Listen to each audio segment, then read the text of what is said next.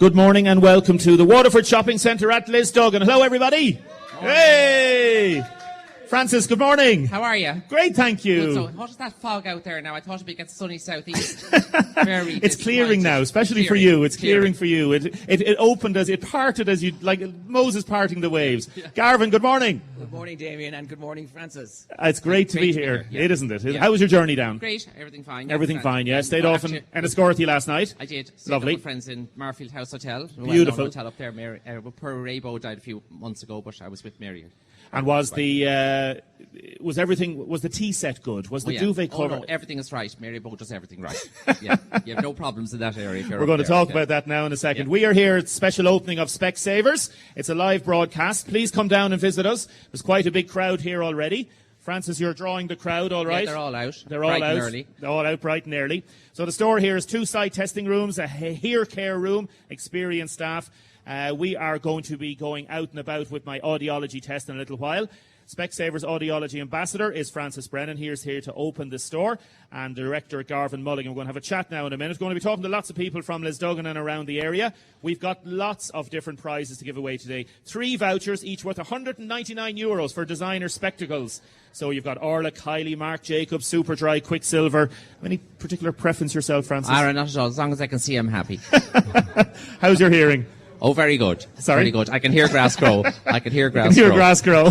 So they tell me in the hotel anyway. Tommy Hilfiger, Diesel, Karen Millen, everybody's favourite difference. So what we want is going to give 3 vouchers away here, courtesy of Specsavers. The first one is a phone-in, and we want to know who is our special guest here today. Who is our special guest here today? Just text in 083 333 975. It's not Pascal Donoghue. A very bright question. It's not Leo. It's a good question, though, isn't it? Yeah, I wouldn't say anybody will know. I wouldn't say nothing to no one. Say nothing to no one. Now, firstly, Garvin, this is a big step for you. A new store. It's a great boost for Lisduggan, for the shopping centre, for yourselves. It shows that there's a good buzz going on. Yeah, we had you actually in City Square about 6 months ago. For 25 years, we were open in Waterford. And since then, we've opened up in Lisduggan. We opened up in mid-November with a staff of about 8 people. And I would like to say it's been very successful out here. And we are actually we're looking for new staff. So if anyone wants to look at, come in with their CV. And so it has been very successful. The hair care has taken off really well in the new year as well. So everything is going really, really well out here. It's a lovely centre, lovely community out here. I hadn't really been out here as much, but there's a real community feel in this shopping centre and this area. When I was doing Vox Pops for different news organisations, this is the place to get the real heartbeat of where Waterford is. You'll get comments that are just priceless. I'll tell you now, Frances, that's it. You get good humours out here, Oh, I'll tell you, the lads, there's no messing around with these lads out here. They'll tell you exactly as it is, and it's the way to do it. How special is it to have this man down here today? Oh, it's great. I mean, everybody, the number of people who've come up to me and said, Frances Brennan is coming here. Don't be giving me a name now, because the competition. The competition. Oh, sorry. 083 333 975. The funniest story I had was when I had a painter in, and he goes, I hear Frances Brennan is coming. I said, who told you that? Oh, I was down in the jacuzzi in the gym, and the 3 guys were telling me next to me that Frances Brennan was coming. That's a great place to be discussed, all right? Yeah. Everything is discussed in the jacuzzi. Everybody knows Frances. Yeah, they do, and it's lovely, and it is really, really good. And you can see the people standing around here. And Gay Byrne opened this shopping centre a number of decades ago. Yeah, he was a good personal friend now as well. Good personal friend. He was, yeah. And we holidayed together once years ago, and then we did. The first time I met Gay was when he was doing the Rosa Tralee, and I was a judge one year back in the mid-80s, and we had such great fun. I did 2 years of judging, and we're best of friends ever since then. And Kathleen actually stayed with us at Christmas. Her family, Susie, her daughter, and family. And how is Kathleen? Kathleen is good. Yeah. Well, her husband was only dead a few months then, so no, but she's good now. She's very good. Yeah. We want to commiserate with yourself, sympathy to yourself in the death of your mother. My mum just died last weekend, unfortunately, but we gave her a great send-off, and she was a businesswoman in herself, so she wouldn't be at all worried that I'm sitting here only a week later talking to your good selves. That wouldn't worry her one bit. She was a great age. She lived in Sligo. 97. 97, my goodness. The night before she died, she had 2 plates of pasta and a glass of white wine, and it wouldn't be a small glass. It wouldn't be a small glass. And I spoke to her at 10:30. She was fine. She took a turn the next morning. And they were listen now, here I go. I'm delighted I'm on radio, not national radio, but you're going to get the scoop. the HSA equivalent, all right, up in the northwest health people, it was absolutely fantastic. My mother went straight through A&E up to scanning, all right, was taken down, was only in A&E 15 or 20 minutes. They offered us. Now, I wasn't there, so it was nothing to do with me, like being me, you know, the fuss that sometimes I cause, all right. It was nothing to that. Within 15 minutes, they offered her a bed in the hospital or a place in the hospice. But now she had a massive bleed and a huge stroke, so there was nowhere else to go or anything. And she was there for 3 days. And it was just, I'm just delighted to say, with all the bad stories in the health world, it's great to say that our story was absolutely could not be better. She was such a rock in your life, such a force. I know well, that. Well, it would be that, yeah, because you see, I'd ring her every night. No matter where it be in the world, I ring her between 10:30 and 11:30 every night. So now I'm not sure. I might be ringing yourself now at night. I'm not sure who I'll be ringing at night. But, yeah, and she was 97, so she was around a long time. But she had great health till the very last day. And isn't that just brilliant, to have such good health right till the end? You say, past a glass of wine, isn't it a lovely... Yeah. It's just beautiful in that respect. My mother died beautifully, that's all I can say. So, you know, we have no regrets, which is nice.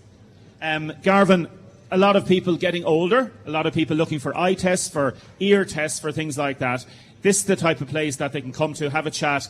Literally, you'll hear it later when I went out and did my audiology test. The idea of going around and losing your hearing can be a big, big factor in, I suppose, you feel, God, is this really difficult? You feel lonely as well.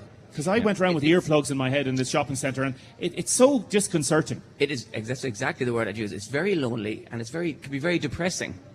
And I mean, there's a patient of mine, and this man was only in his mid-50s, late 50s, and his wife came back to me about 3 months after he got the hearing aids, and he said, you know, that he had stopped going out for the last year. He wouldn't go out because he didn't want to be in company where all he could hear was a muffled sound. Yeah. And he says, I've heard that too, Garvin. And people say that it's the fact of going out and you're lost. Yeah. You know, and that's what that you're able to do. You're able to bring the people back into the real life and partake in everything. And if you're not able to socialise in any way, that is what keeps us all going. That's why, you know, and it's such an important part. And I mean, again, with eye examinations, you know, before all we were doing was, you know, giving glasses as such. I'm going back to when I qualified 30 plus years ago. It's changed a lot. It's now all about eye health. The technology, you know, the OCT machines we use, which is looking, you know, it's hospital grade technology. That the hearing aids, you know, they're no longer those big hearing aids that we all associate with the you know, the NHSE and that. They're minute. They're minute. They're just it's amazing the way technology, and it keeps on improving in both eye health and in hair care. Francis, how did you get involved with Specsavers? Why did you get involved over the years? So they asked me, it's my 4th year working with them now, and they asked me would I just front a campaign in that area, okay? And I was delighted because it's something that, as Garvin was saying, people don't pay attention to. Like, we all go to the dentist and we all get our eyes tested, so we're not too bad now. We've improved an awful lot in that area. But we never think of our ears. And 1 in 5 people, if I'm not mistaken, figures show, have a hearing issue. So why does 20% of the people go around with the hearing issue when it can be sorted? And as Garvin was saying, the units now are so small that you don't have to wear these big things that are very visible. So, you know, there's no excuse. Get out there and come over to them and have the test. And do you do a free eye test or free hearing test? Yeah, we do free hearing tests, yes. And the other thing is, it takes somebody 10 years from when they realise they have a problem to when they actually action it and do something about it. 10 years. So they lose 10 years of all that hearing. It's an awful long time. And then you might get some husbands or wives that'll purposely pretend that they're losing their hearing because they don't want to listen to their partner. I don't know. That would never happen. Not in my household. Not in my household. There's a few people laughing here behind us now. They're looking at, oh yeah, I know that, yeah. I don't want to hear him. I don't want to listen to him. Selective hearing. Selective hearing, that's the word. Yeah. We're going to talk more about all those matters in a few minutes. Firstly, we got some questions. I know you're going to be able to talk to people and go around. So the pressing political question of the day is, how do you actually put a duvet cover on a king-size duvet? How do you change it? How, the Frances Brennan way, the real way now. Come on. Well, there's all sorts of ways, and I'm world renowned because I think there's over 300,000 hits on me putting a duvet on YouTube. All right, where I fell into the the cover. It went over my head. And then, no, but you see, you don't know, it's interesting because people don't understand what goes on before. That day, we were working from 9 o'clock until, it was 5 o'clock when we were doing that particular video. And I had made this bed 101 times from different angles. I also had only just had an operation on my shoulder for a rotary cuff, all right? And I was exhausted with pain and tiredness as well. And when I got when the duvet fell over the back of my head and went down and I ended up like a ghost in the duvet, all right? I actually didn't know where I was, and I was so tired I didn't care. But they kept the camera going, only for the fun. And, of course, then they put it up on whatever it was. And it was more of a success than the flipping real one, let me tell you. But that's what happens with television. Sometimes the outtakes are the funnier the outtakes things. are the funniest. Well, it was a real good outtake. It was. I've seen it. It's absolutely So anyway, fabulous. don't worry. Listen, the people at Waterford are well able to put on their duvet cover. Next question. Okay, so would you go inside out or outside in? Seriously. No, seriously. Do you I turn it outside and then put it in. Okay. Yeah. Right, okay. Yeah. Anybody agree with that? No? Disagreements there? We'll have a political row. Oh, no, they're all... They're nodding there. I'm getting nodding heads. The number of pillows on the bed. Oh, yeah. Well, listen. I mean, if you are want... you 2, 4, 6? Are you one of these people... Well, on my own bed, I have 2, 4, 6, 3, 9 pillows on my own bed. And I make it every morning. John, my brother, gives out to me because he thinks I spend more time making the bed than I do nearly sleeping in it. But there's a lady shaking her head there. She can't believe it. 9 pillows. Can you believe 9 pillows? No. I don't sleep on all the 9 pillows. I only sleep on 2. So where do you put the pillows when you're sleeping? Oh, I put them on the chair at the end at the bed. Then I have a particular place. An ottoman at the end of the bed, and I put them on that. Yeah. They have to be in a special way. No, listen, you couldn't live with me now. I'd be just a nightmare. Okay. So because I do everything the same all the time, and if it's not right, I'd nearly have to get out of the bed to put it right. All right. We promoted this on Facebook and on Twitter last night and Instagram, so you can follow all the questions and all the different things. Some of the questions when you're going into a hotel room. Do you want to see the opening of the pillowcase from the door? You don't want to see the opening of the pillowcase? No, because the room should look smooth all the way through, so the opening of the pillowcase faces away from the door, wherever that is where you enter. And if you saw that, would it jar? I'd go, I'd say, yeah. What makes the perfect hotel room tea set? Oh, tea set. Well, now, we get ones made. We have a little tea box, we call it, all right, which has a small kettle and all the accoutrements, and it comes like a lady's cosmetic box, okay? So we have those in the rooms, okay? But the perfect tea box would have Barry's tea. Do you agree with me now, everyone? Yeah. Yeah, they're all giving thumbs up there. Yeah, thumbs up. Barry's tea. Has to be Barry's tea. Has to be Barry's. Any particular horror stories? What's the worst thing that you've ever happened in your own hotel or any hotel you've ever heard of? Well, when I worked as a youngster in Dublin in a hotel, okay, the hotel had been closed for many years, all right? And when it was closed, cats came in and they lived in the roof, okay? And there was a man one day, okay, now we were only open a week and the cats were still in the roof because we couldn't get them out, all right? So there was a wedding party there and they were going to the church, and of course Dublin dad, he had his pint of Guinness and he was in the reception with his daughter, and a cat falls out of the roof and lands on his arm, and the Guinness went all over the front of her dress, okay? Now she's getting married in 20 minutes in Foxrock, all right? So we had to charge upstairs, strip the bride, as I said, up in the bedroom upstairs. I ran up. I had a mini car. I always remember a little mini car at the time, and I had to get the dress into the mini, okay? And I drove up to Imco. Do you remember they were cleaners? I don't know what they're older people will remember. They were the biggest cleaners at the time, up in Lisduggan Shopping Centre. And I ran into him and I said to him, "Listen, stop all." And so anyway, he had a little machine and he did, and it was spotless. Now she was an hour and 5 minutes late for the church, but we got her to the church in a clean dress. But that was the worst thing that ever happened to me. I'd say the cat got a gentle awakening out the door. Stop. I'll never forget it. Garvin, duvet covers. Are you a man to change the duvet covers yourself now? I think. Be careful now, because there could be somebody listening there behind you. I'll take the Fifth Amendment on that one, I think. And in terms of pillows, do too many pillows on the bed annoy you? We have a lot of pillows on the bed, and so that's all I'll say. But I hope they're from Dunn Stores, my selection now. Of course, Dunn Stores. Of course. And your selection is in Dunn's, isn't that the thing? It is going very well. Yeah. So the pillows the amount of pillows doesn't bother you. No, the amount I would say you notice it. I'm aware of it. I'm aware of the amount of pillows, and I'd say myself and Frances are in a competition between 9 and 10 there. We are nearly as good as we are. We are. Okay, there's a big crowd around here already. There's around 50, 60 people. There's more people coming down. Again, a quick mention to our competition: 083 33 975. Or if you don't have a phone, you can phone in 051846123. Audrey's waiting for your calls. Who's our special guest joining us here this morning? We've 3 vouchers to give away. The first voucher we're giving away now, designer spectacles to the value of €199. Text us in before 10:30. We'll have that prize before 10:30. Any questions, any comments, please text us into those numbers. Also, we're going to let Frances go around and talk to some people. We are going to be back with an exclusive interview that I did with Brendan Howlin yesterday evening. So stay with us for our special live outside broadcast here at Specsavers in Lisduggan, and please come down and visit us. Joining me now is Labour Party leader Brendan Howlin. Brendan Howlin, good afternoon. Good afternoon. Great pleasure to be back in Waterford. Thank you very much for being part of our leaders' debates. We had Eamon Ryan the other day. We spoke about carbon taxes. We spoke about many different matters. A few specific questions, if you don't mind. Sure. The national herd. What is Labour Party's plans regarding the national herd? Would you cull the national herd? Well, I won't personally cull it, but I think the national herd has grown too big. I think we've seen from the fodder crisis last year that it's not sustainable to be importing feed into an island. Our reason for being able to sell beef, being able to sell Irish premium product, including milk products, is that we have grass-fed cattle on the best land in the world. So I think that we've overextended that, and we need to, in the context of climate change, make a number of realistic decisions. But that has to be always tempered by the approach the Labour Party has on climate change.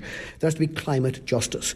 So if you're going to ask farmers to reduce their capacity to earn, they have to be given support and alternatives. Compensation in some shape or form. It might be alternatives by way of looking at alternative crops. It might be alternatives by way of different types of subsidies. But if we're going to make the transformation to a decarbonised Ireland, it has to be in a way that, number one, maintains public support for it, because we've seen what happened in Australia, for example. Australia's on fire now, but the Australian Labour Party had a very strong decarbonising policy platform, were expected to win the last election, but didn't.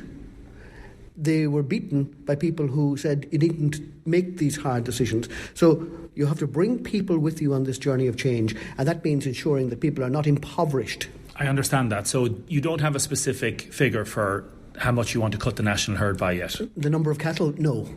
Why not? Because that would be... I need to have expert analysis, and I've seen none of it, and I've read all, to specifically. But you said that you think that the national herd we have too many, but you're not able to say how much we'd cut it by. Do you not think at this stage in a general election you'll be able to tell farmers, a lot of whom are in Waterford, in the southeast? Your own candidate is in West Waterford. We've a big Glanbia presence down here. I hear your long question. The answer is very simple. You don't know. It's not a matter of... Nobody knows. I've read all the data. Nobody has specifically mentioned either any climate change organisation, any scientific analysis. We do know it's not a matter of number of cows, it's a matter of impact. And Teagasc, and I've looked and been with Teagasc as well, have specific programmes to actually reduce the carbon impact of the national herd, as well as reducing the numbers. So it'll be a mix of new strategies to reduce the methane and other carbon-creating gases, as well as reducing the raw numbers. Because in your policy document, Greening Ireland, 21 pages, there's only 4 small paragraphs on agriculture. So I understand this has to be fleshed out at future stages. Regarding that carbon tax issue, how much are you going to increase carbon tax by? Do you agree with what Fine Gael and the government proposals are at present? Well, it's not a matter of Fine Gael agreeing it. We sat down for a year on an all-party basis to see how we can transform Ireland and meet our international commitments on greenhouse gas abatement. We have signed up to that. All the parties, other than I think Sinn Féin and the socialist left parties, have signed up to that. And this is the difference between, are you serious about making the change or not? And bluntly, it's not only politicians, but the media have to step up to the plate too, and not simply say to every politician, are you going to be populist or are you going to take this seriously? And bluntly, how much are you going to increase carbon tax by? We're going to bring it to 80 euros a tonne, as we've indicated, over the period that is set out in the agreed national strategy, worked out over a year by all parties, working with the best international advisors to ensure that we meet our carbon targets. If we don't, we'll end up paying fines. And the notion that instead of making the changes, using significant sums of money to support farmers in the change, support workers in Bord na Móna and in Cuilta and in other organisations who will have to make a change, we'll be paying hundreds of millions of euros in fines because we haven't met those targets. This is not an issue for populism. This is an issue for joined-up thinking, because climate change is real. And you either accept that and you're setting out on the path of implementing the changes that are agreed across all parties, or you're in denial. And I would honestly ask the people to support the radical changes that are needed. Otherwise, the climate will change, and all of biodiversity and life, not only in the island of Ireland but on this planet, is at risk. In your document regarding working policies, you talk about making sure that workers are entitled to minimum hours. Are you going to force small businesses to change that they have to employ somebody for a certain amount of hours? Well, when I was in... Specific question. Well, when I was in school many years ago, there's a book, The Spalpeen Fánach, talking about the hiring fair. I don't think we should, in the 21st century, have a situation when any worker doesn't know how many hours of pay he's going to get in any given week. That's just not sustainable, and it's not acceptable. And we certainly will require every employer, if you're going to employ somebody, to give knowledge to that employee of the number of hours and the rate of pay they're going to get. I think that's basic. Okay, knowledge to the employee is one thing. Will you actually force the employers to specify within law that they have to employ their temporary worker for a certain amount of hours every week? Well, we have to deal with the gig economy. It depends on, there will be people who want to work part-time. There will be people who want to work a number of hours. We will not certainly outlaw that. That would not be acceptable. But the notion that you would require people to be on call on a 7-day basis and not know whether you're going to work on a Wednesday or a Friday. You don't know what your pay packet is going to be at the end of the day. You can't live like that. You can't plan your life like that. You can't have a mortgage or get a loan and have a decent standard of living like that. And that's not the Labour Party way. We are the party of work. We want a decent standard of living for workers. We want to ensure that pay and conditions is the right way to do that. And let me tell you, the best way, and I've looked at this in very great detail over the last year in particular, we've looked at countries where standard of living is very high, where workers have decent security of tenure. And a lot of it hinges on the right of collective bargaining, the right to be represented by a trade union. I think you know something about that yourself, Damien. It's important for workers to have that right. They don't have it right now. That would be something else that the Labour Party would put very high on our agenda in any post-election discussions. In those post-election discussions, will you go into government with Sinn Féin? I think from our perspective, I've said from the start of this campaign, I'm not going to rule in or rule out anybody. I will talk to anybody on the basis of the policy platform I've set out. I'm not interested in personalities. I think it's self-evident that there is very little policy difference, for example, between Fine Gael and Fianna Fáil. We have worked closely with Sinn Féin on a number of policy initiatives, particularly in the housing area. There are a lot of good people in Sinn Féin. There are issues, and issues of trust, but I would be willing to sit down and see if those issues could be addressed. Did you hear Mary Butler TD this week from Fianna Fáil saying that she believes the Army Council is influencing Sinn Féin? What would you have to say to that? I didn't hear her, no. And if I've just told you that now, what would you have to say to that? What would your view be? You've been in government in the past, you know about the intelligence services. Absolutely. I've read the comments made by the former finance minister, the Sinn Féin finance minister in the north, O'Maylor, and it is worrying if he has to check his actions as a member of government with some unelected person externally. That would be worrying. And they're the sort of trust issues that... So do you believe that there are certain members of the old IRA Army Council that might well still be influencing Sinn Féin? I don't know, but I take that as a published issue that needs to be addressed. I said the fundamental issue is an issue of trust. I have been privileged to serve in 3 governments. Some of them broke down on the basis of trust. To have a government function under our constitution, you need to have the parties within that government working on a basis of openness and trust. And that would be something certainly that Sinn Féin would have to address. I think that it would be a matter for them to address. Brendan Howlin, thanks very much. Welcome back to the shopping centre in Lisduggan, Waterford Shopping Centre. Hey! Frances, how are you getting on there? Frances, you getting on well? He is. He's too busy talking to all the different people here. We've got loads of people down here to shake hands and say hello to Frances Brennan. Frances Brennan was the name and is the name of the person who is a famous person here, even more famous than Johnny O'Connor. Yay! I know, Johnny, I'm only kidding. Only kidding.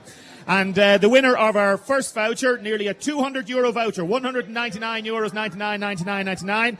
Designer spectacles, we have Anne Williams from Polbury Terrace. Anne Williams, Polbury Terrace, the winner of our first voucher. You can pick up your voucher in store.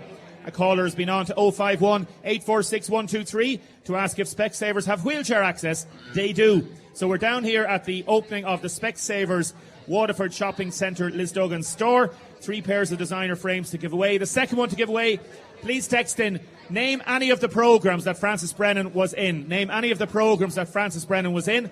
Text 083 3333 975, text or WhatsApp, or you can phone 051 846 123. Special mention to Valerie Hanrahan from Ballybeg Court, who's here. And Sean, her birthday is 22 today. We have Mary Murphy here. We have Tracy Murray here, brought us tea and scones. Her daughter Katie Daly's in Dungarvan. Grandchildren Lorcan and Michael. Helen Walker is here. Betty Devine is here. Special hello to everybody. We also have Johnny O'Connor. Good morning, Johnny. Good morning. Good morning. We have Kieran Foley. Good morning, Kieran. Good morning, Damien. We have Mary Frances. Good morning, Mary Frances. Good morning, Damien. From the Waterford News and Star, Kieran from the Munster and Johnny from the Munster and RTE and many different publications besides. Tales of the Tellurians. We're going to be talking politics for a few minutes, and we're going to be talking about the issues that are affecting people here in Lisduggan. A lot of people from Waterford come to the shopping centre here, and a lot of people from South Kilkenny as well come in as well. It's one of those places people come across the bridge to do their shopping. Julie, our producer, was out this morning getting the views of some people around the area here. We're going to have our political discussions. We've a lot to discuss, Mary Frances, a lot of big issues this week. A lot's happened this week, Damien. Locally, especially, yeah. The leaders' debate, Kieran, did you watch it? Did you put yourself through the horror of watching it? I did. The torture. It was riveting, Damien. Riveting. Yeah. Nearly as bad as Man United playing Burnley on the other side. Johnny O'Connor, did you watch it? I did. Nobody lost. Yes, 0-0 draw. I think maybe there was a couple of points that Leo made. Okay. Maybe he edged it, yeah. Okay, we're going to talk about that in a minute. Firstly, we're going to get the views of the people of Lisduggan Shopping Centre talking to Julie this morning in the Waterford Shopping Centre here in Lisduggan. I think they promise you the world and then nothing happens, so I actually don't have any. I will decide, I will vote, but at the moment I need to kind of sit down and decide who I am going to vote for. But I mean, they do promise the world. Yeah. And how do you make your decision? Well, I think I can't watch these tit for tat on television. I just can't. So I just think I'll have to just sit down and kind of see, okay, what have they done? What have they said they do? And kind of go from there. Would you make your decision locally or nationally? Locally. Yeah. And do you think we have a good range of candidates in Waterford? I do think. I think David Cullinan. I think he's good. So I think he'll be. Well, I'll sit down, but yeah, I think he's. Well, I've never had dealings, but speaking to other people that have gone to him for issues or whatever. I'll vote for who I always vote for, and that's that. It makes no difference, and I never change. Not now, anyway. Is that a family vote? Is it that you've always voted for a particular party? No. All the family always voted for the same people, so... You'll stick with that? I'll stick with that. No, I don't believe in voting. I don't believe that change will come from voting, to be honest. I think if the government wants something brought in, they'll bring it in anyway, so I don't think my voice counts. So okay. Yeah. So and you're quite young. Have you ever voted? No, I just don't believe in it. I don't think there's a point in it. Really. And how do you think the country should be run then? That's the magic question, I think. To be honest, that's I don't know. I don't really have the answer now myself, but What about your peers? Like, would that be common amongst your age group, do you think? Are people very disengaged? Yeah, I think people kind of my generation kind of aren't as passionate about it as maybe previous generations, and just voting not a huge thing, you know. I wouldn't like that he did me a favour, so that's who I'd be voting for. Like, have you been taking much interest in the election campaign so far? Not really at the moment, no. Why is that? Because they're spilling their same lies over and over again, and whoever goes in there is going to do the exact same thing. Yeah. So you're quite disillusioned? Absolutely. Like, they make broken promises all the time. Yeah. What about at a local level? Is there anybody that you think can make a difference for Waterford? Oh, absolutely. Most of the lads around here are brilliant. They stick to their guns and they say what they have to say, and they're doing what they're saying they're doing. Like David Cullen, John Hearn, all the boys, Sean Reinhardt as well when he was there.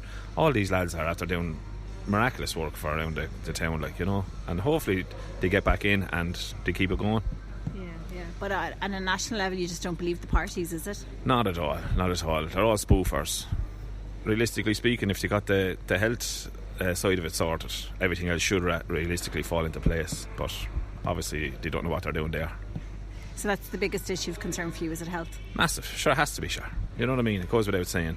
Health is your wealth, as they say. I think they should be all shot and that. I think it's that bad now. I think they're just a joke. We do need people to run the country, though, don't they? Like, what should we do? But they need the right people to run the country. Well, I'm going to vote Sinn Féin. They're the only hope Irish people have, really. We do need someone like Michael Collins back here again, you know, because the country's a joke. You have to admit it now, it's a joke. And what are the biggest issues for you then? You mentioned the pension. Everything. I mean, you have the politicians. They're giving themselves pay rises. The hard-working taxpayers are paying for their pensions, and they want to cut the pensioners after they're working all. I mean, my husband worked 36 years in there, and I worked all my life.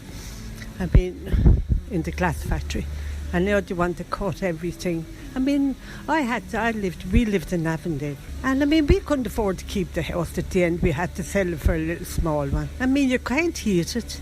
You can't even I think paying that tax for your own house after paying for it all your life, they're just robbing the people. I think it's very sad. I think we need a civil war back again. No, that's the way it's gone. I watched the debate last night on Vincent Browne, and I'm waiting to watch. I was going to watch the one the other night, but when Mary Lou MacDonald wasn't on it, I didn't want to watch it. I was annoyed that she wasn't on it because she represents 50% of the population, which are women, so I was disappointed that she wasn't in it. And what are the issues that are of concern to you? Well, I suppose the childcare services. I don't have kids, but I mean, someday I will, and that will be a problem for me. What else would be pay grades, the healthcare system, homelessness. I suppose whatever. Yeah. And what about locally? Have you had candidates knocking on your door? Have you had a chance to raise these issues with them? They were. I missed a couple of them because I'd be in work, but I didn't get a chance to talk to any of them yet. Good morning and welcome back to Specsavers Audiology. Ambassador Frances Brennan is here with us. We're going to be talking to him in a few minutes. We are live from the official opening of the new Specsavers store in Waterford Shopping Centre, Lisduggan. We're here until 12 o'clock. Come down, please, and join us if you want to get the autographs of Mary Frances, Kieran, Johnny O'Connor, and maybe Frances Brennan if you want as well. Get a selfie taken with him. Bobby Kennedy is there walking around with the shopping. Well done, Bobby, of the shopping done. Great to see all the people here. Thanks to John and all the staff here in the lovely shopping centre for all the facilities today. Well done to the staff in Specsavers, Sinead Wall, Aoife Corrigan, Megan Ryan, Darryl Reedy, Dagmar Moore and Rachel Dalton. Now we're going to talk about politics for the next few minutes. The week that was, it's a thing we started 2 weeks ago, a kind of a forum, a discussion how political matters are going nationally and locally. Mary Frances from the News and Star, what's your view about how the campaign has gone this week, we'd say nationally, taking into account the leaders' debate? I think Leo Varadkar did very well in the leaders' debate and reasserted his polish as a leader. Up to that point, I think the polls have been showing strongly in favour of Fianna Fáil. It's interesting now to see Fine Gael are obviously trying to reassert that they had to come in and clean up the mess that Fianna Fáil left. Fianna Fáil are obviously arguing that 9 years later they should have a better handle on things. And the electorate really at this stage, I think, are possibly, seeing how Fianna Fáil are doing so well in the polls, are looking at Fianna Fáil's longevity over time and are possibly, kind of leaving behind that bust era Fianna Fáil, and they're seeing beyond the mess they created. The mess they created. I don't think voters are as concerned about that as they were 4 years ago and 9 years ago. So time maybe, I suppose, tapers people's views. Fianna Fáil would say they actually tried to get out of the mess, they tried to work the mess through. It wasn't all of their making, and they put in place the foundations for the recovery we subsequently had. Kieran Foley, are you feeling it out on the streets there that people have forgiven Fianna Fáil? I don't know if forgiveness is the right word, Damien. I would say maybe people are reassessing things. We've heard a lot from Micheál Martin this week about how Fianna Fáil were responsible in how they went into the confidence and supply arrangement. So it's interesting in terms of he's really highlighting that aspect of where would the country be if Fianna Fáil hadn't entered that arrangement. So he's really positioning Fianna Fáil as being the responsible ones. And to many of the electorate, they will acknowledge that they'll remember the toing and froing that was happening following the general election in 2016 and all the discussions about forming a government. And, maybe where would we have been going into the Brexit negotiations if we didn't have a stable government? Johnny O'Connor, you mentioned there was a number of points that Leo Varadkar made during the election debate. Do you think he's beginning to reassess how his campaign is going and how he's putting his message across? I think so. He made, I thought, 2 killer points. The first one, he addressed the people, said that he had no empathy, and I think he handled that very well. He also surprised everybody by saying that he would go into government with Fianna Fáil, and I think that kind of knocked Micheál back a little bit. Just one other thing that I thought, they keep asking the leaders, did you ever take drugs? And they're harping back to somebody who might have smoked a cannabis joint in their student days. Now, nobody's condoning that, but they never ask them were they drunk. Alcohol is a drug as well. So if they're going to bring in that, and I say half the Dáil would have to say yes, they were. So it's a little bit flippant, and I didn't think it was necessary. Bit of a smokescreen, huh? Get it, smokescreen? Yeah, I'd agree it's a bit flippant. I think Leo Varadkar, in fairness to his image, does portray a very clean living, good example, and reverting back now to what's a very long time in the past. Yeah, and he did reference it yesterday where he said he is the Taoiseach of the country and he doesn't want to condone drug taking, and that's why he sort of hesitated. Well, he should have said that on the first day. Yeah, he should have probably been more forward about it originally and said it. It was like he wasn't expecting the question. Exactly, but I mean, he should know from past experiences. I mean, Barack Obama found himself in a similar situation. Well, Bill Clinton smoked, but he didn't inhale. I won't ask you about the skeletons in your cupboards, lads. Elections locally, nationally, and I suppose the influence that they've had here. The first big thing we had earlier in the week was the stories in the national papers regarding Eddie Mulligan, Fianna Fáil candidate here. Councillor Mulligan is still in the race and looks like he will be in the race. As far as I know, there's been no response from Fianna Fáil yet. How do you think that's playing out on the doorsteps, Mary Frances? Is there sympathy? Is there anger? How is it playing out? I think there's both sympathy and people would have expected better. It's hard to tell at this stage how that will play out for Eddie Mulligan.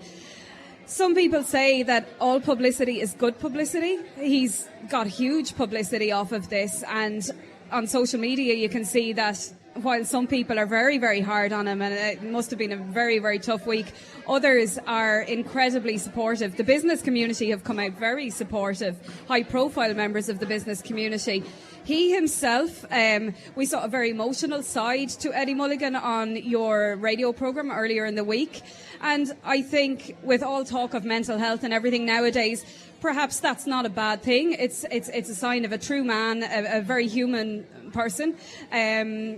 He's come out yesterday really with fighting talk. He came out on Facebook with a lot of information on his record He was pointing out that he has the best council attendance of all councillors in Waterford, and all his lobbying and submissions to various national Exactly, plans in so relation to Waterford. he's in the race now and it's going to continue. Kieran, do you think there's been any big sea change in the last week from when we spoke last week in terms of how things are on the doorsteps? Like Labour Party feel there's a bit of a push coming with them. Bernadette Phillips, Matt Shanahan, they're all feeling this, they're all saying it, that they feel there's a push coming with them. The Greens, Fine Gael. So how do you gauge it at this stage with only 2 weeks to go? Well, the pension issue, Damien, is the issue which has really come to the fore this week. Marie Murphy was here just talking to me a while ago about it. So many Yeah. people here, a lot of pensioners here behind us as well. Big. Again, for the parties, it seems as though it's only when their candidates were reporting back the feedback that they were getting on the doorsteps that the upper echelons really sat up and took notice that, okay, this is what the people are feeling on the ground. And we hear often, I don't like using the term because I think it's quite disparaging, but the grey vote, I mean, it is very significant. And again, you can't really judge their feelings purely by operating on social media. And we touched on that last week about the influence of social media and using that as a barometer. And we did also touch, Johnny, on the fact that a lot of people say things, national opinion polls, but it comes down to what people have felt, their interaction with candidates over the years. It's far more local sometimes than we give credit for. And you said that last week quite specifically, exactly what the lads are saying. I think, though, about the pension, I think the people who are most angry are people in their mid-50s that are 4 or 5 years out and suddenly realise that it's on the horizon, and they're an important group. Incidentally, I heard a little bird told me that when the supplementary list was completed on Wednesday, there was thousands of young people, but maybe anywhere between 3,000 and 4,000 young people are now went in to be on the supplementary list, and if that amount of young people go out to vote, that's going to be very significant. It will, and that's something we don't know how it's going to play out, Mary Frances. The Sinn Féin would believe that they'd be pushing for a lot of those young people to go in there on the back of the anger that they're saying is out there in society. Yeah, I'd say the Greens as well could do quite well off a youth vote. They've been very vocal of young people on the environment, and they're much more engaged, I think, than maybe the older voter or even the middle-aged voter. 2 weeks out, it would be unfair to say something that, that's just my opinion and might influence people. I don't want that at all. But I looking at it, and I think there's one candidate, and I think... Don't say the name. I won't know, but there's one candidate, and I think the whole election will turn on how that candidate does. Okay, we'll let you mention that candidate next week, okay? Because we'll actually call it next week in terms of what you think, because I'd say you're talking about transfers. I'm not, no. Oh, he's not, right. Now you have them all, they're all looking at you behind you there, they're all getting excited. Kieran Foley, it's going to be an exciting weekend of politicking. 2 weeks to go. The pressure is on all the candidates now to get out there and get their message. Absolutely, and we spoke about Eddie Mulligan there. Mary Frances spoke about the publicity. I mean, I was reminded of the quote from Oscar Wilde all week: the only thing worse than being spoken about is not being spoken about. And 2 weeks out from an election, to have had such coverage and to be such a big talking point, I believe it will work to his advantage. To his favour and how it plays out. Now, we've got a big ear walking around there behind us. Bizarre situation. Hey! We're here live at Specsavers down in Lisduggan. Come down and join us. Again, time flies when you're having fun. Johnny O'Connor, thanks very much for joining us. Thank you. We'll be back again next Friday to talk about as we head in for the final push. Kieran Foley, thank you very much for joining us. Mary Frances, I really appreciate you coming down. Please come down and join us here at Lisduggan Shopping Centre, the Waterford Shopping Centre in Lisduggan. Dozens upon dozens of people here already. Frances Brennan is here, and we have a winner for our competition. The second prize winner is Claire Meehan from Spring Meadow, Dungarvan. We're going to have a third voucher prize in the second half of the show, and it's going to be a person that goes into the store. So get ready, you'll be on your off. Back in a few minutes.